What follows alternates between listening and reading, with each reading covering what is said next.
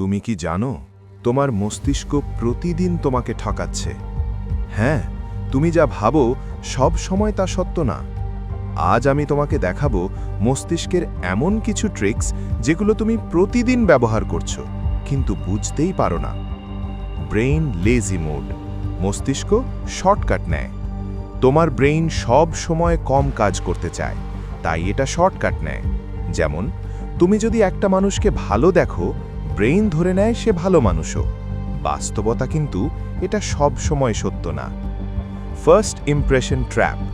প্রথম 5 সেকেন্ডেই তুমি কাউকে বিচার করে ফেলো। যদি কেউ ভালো কথা বলে, তুমি তাকে ভালো ভাবো। কেউ চুপচাপ, তুমি ভাবো সে অ্যাটিটিউড দেখাচ্ছে। কিন্তু আসল সত্যি, এই বিচার অনেক সময় ভুল হয়। Over thinking loop. তুমি কি কখনো একই চিন্তা বারবার করো?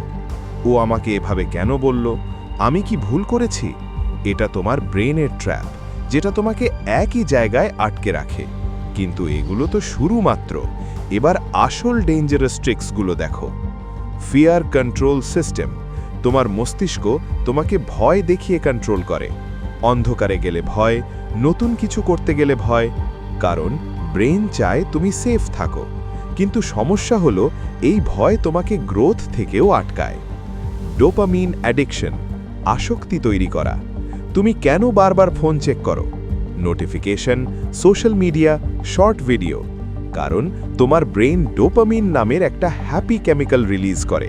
এটা আস্তে আস্তে তোমাকে অ্যাডিক্টেড বানায়। Confirmation bias. তুমি যা বিশ্বাস করো, তোমার ব্রেন শুধু সেইটাই প্রমাণ খোঁজে। যদি তুমি ভাবো আমি পারবো না, ব্রেন শুধু ব্যর্থতার উদাহরণ দেখাবে। তাই তুমি সত্যিই পারো না। এখন শেষ ট্রিকটা, যেটা তোমার পুরো জীবন বদলে দিতে পারে। Fake reality creator.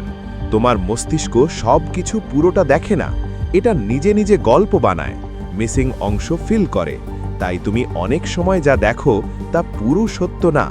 তাই আজ থেকে সাবধান, তোমার মস্তিষ্ক সব সময় তোমার বন্ধু না।